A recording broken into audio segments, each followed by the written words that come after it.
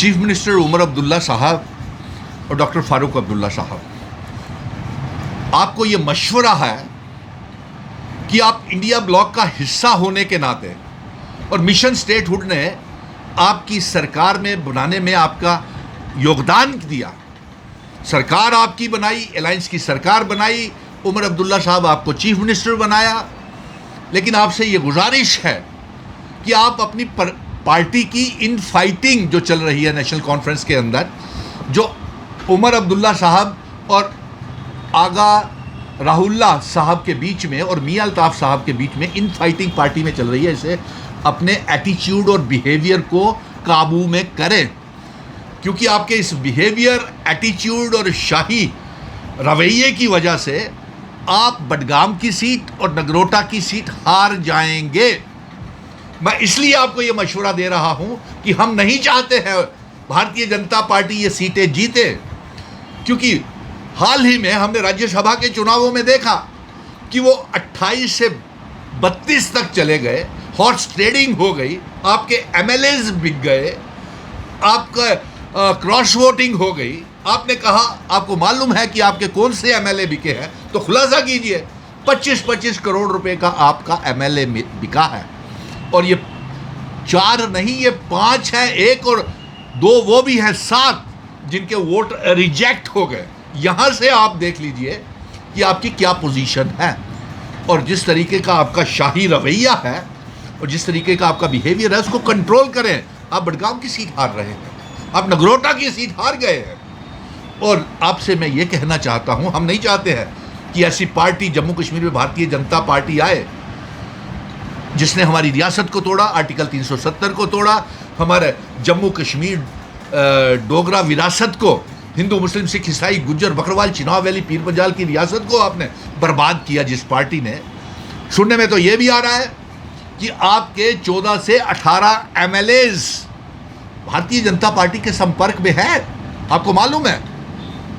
वो देख लीजिए, बिहार के चुनावों के बाद यहां पे आपकी सरकार गिराने की पूरी साजिश हो रही है, और जल्द ही आपकी सरकार भी गिर जाएगी अगर आपने अपने रवैये, बिहेवियर और एटीट्यूड के ऊपर काबू नहीं किया, कंट्रोल में नहीं किया। और दूसरी आपको यह बात बता दें कि हम आर्टिकल 370 और रियासत का दर्जा वापस कर चाहते हैं। आपने कहा आप आर्टिकल 370 और रियासत के दर्जे की वापसी की जंग को कमजोर कर रहे हैं, क्योंकि आपके 2 बयान ऐसे आए हैं।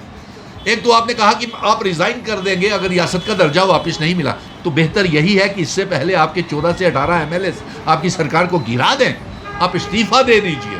नंबर 1, एक अच्छा मित्र होने के नाते ये सुझाव दे रहा हूं, क्योंकि मेरी आज भी हमदर्दी है। भले ही आपने जम्मू के डोगरों को, हिंदुओं को धोखा दिया, उन्हें राज्यसभा की सीट के लिए नॉमिनेट नहीं किया, हारे हुए अपने विधायकों को आपके पिताश्री डॉक्टर फारूक अब्दुल्ला साहब को पता है कि उनकी मदद आपकी सरकार बनाने में किसने की थी, आपको चीफ मिनिस्टर बनाने में किसका हाथ था, लेकिन आपने हारे हुए अपने एमएलएज को राज्यसभा में भेज दिया। वो क्या बात करेंगे, वो तो ऑलरेडी लोगों ने रिजेक्ट किए हुए थे। और नंबर 2, आपने एक कहा कि आप रियासत नहीं मिली तो आप इस्तीफा दे देंगे, जल्द दे दीजिए, इससे पहले कि आपकी सरकार गिर जाए। दूसरा, आपका यह बयान आता है कि जितनी देरी हो रही है उतनी उम्मीदें रियासत के दर्जे की कम हो रही है। ये किसको आप बताना चाहते हैं मेरे पत्रकार मित्रों? ये किसी को नहीं बताना चाहते। ये डाइल्यूट, कमजोर कर रहे हैं अपना मुवक्कफ, लोगों को गुमराह और मिसलीड कर रहे हैं, ताकि अवाम का 1 करोड़ 30 लाख अवाम का जो 1 करोड़ 30 लाख अवाम है, उनका ध्यान जो है वो ये बयान दे गए कि जिस तरीके से देरी हो रही है, उम्मीद घट रही है रियासत के दर्जे की। उम्मीद उमर साहब आपकी घट रही होगी। जम्मू कश्मीर की 1 करोड़ 30 लाख अवाम, मिशन स्टेटहुड और ये जम्मू कश्मीर का डोगरा बेटा सुनील डिम्पल आज भी उस जंग के मोर्चे के ऊपर खड़ा है, जहां से वो रियासत का दर्जा, आर्टिकल 370 स्टेट सब्जेक्ट को शुरू करना, और जिन शर्तों के ऊपर इल्हाक भारत के साथ जम्मू कश्मीर, लद्दाख, पीओके, गिलगित बल्टिस्तान का हमारे महाराजा हरि सिंह जी करके गए थे, वो वाली रियासत हमें वापस चाहिए। जम्मू कश्मीर की आवाम भी आर्टिकल 370 चाहती है, रियासत का दर्जा चाहती है, स्टेट सब्जेक्ट चाहती है। आपने क्या, आप तो उनकी मांगों को और उनका ध्यान भटका रहे हैं, कमजोर कर रहे हैं उनका मुआवजा। आपका कोई ऐसा बयान नहीं आया। आपने मेहनत भी क्या की, आपको 16 अक्टूबर को 2024 को यहाँ बिठाया था, वहीं पे आप कुर्सी पे बैठे हुए। आपने अवाम के लिए क्या किया? आपने तमाम वादे आपके झूठे निकले। आपने कहा 1 करोड़ 30 लाख अवाम को कि आपको 1 लाख नौकरी हर साल दी जाएगी। कितनों को नौकरी दी बताइए, मुझे एड्रेस बता दीजिए। आपने कहा कि 12 गैस के सिलेंडर, 200 यूनिट बिजली, डबल राशन, कितने लोगों को दिया? बता दीजिए एड्रेस आप, हम भी देखें ज़रा कितने लोगों को दिया। आपने दरबार मूव तक आप शुरू नहीं करवा पाए। दरबार मूव भी जम्मू कश्मीर के व्यापारियों की, अवाम की जीत है। हमने मजबूर कर दिया था एलजी साहब को भी और आपकी सरकार को भी, दरबार मूव शुरू करना पड़ेगा।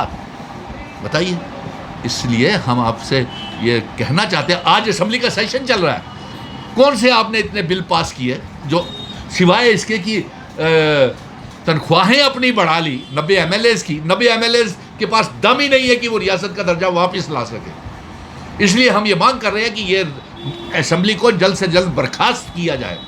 और दूसरा, कौन सा बिल आपने अवाम के हक़ में लाया, नौजवानों के हक़ में लाया, जो अवाम नौजवानों की उम्मीदें थी डेली वेजर्स की, नौजवानों की, कि वो बिल आपके उनके लिए पास करेंगे।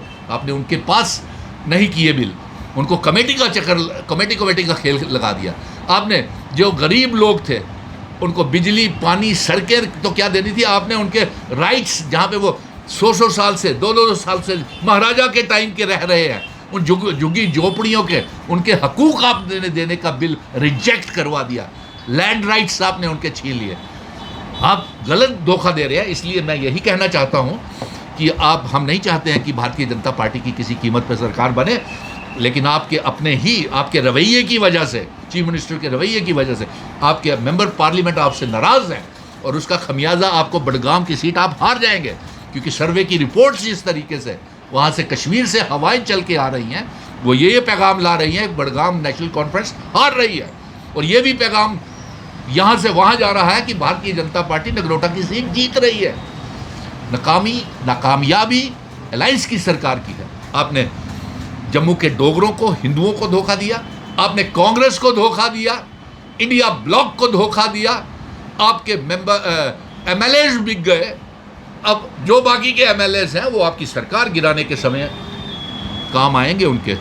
इसको आगाह कर रहा हूँ, अपने रवैये में बदलाव लाएं और ये इनफाइटिंग पार्टी की बंद करें और इसे शाही रवैये में बदलाव लाएं, कंट्रोल करें। धन्यवाद।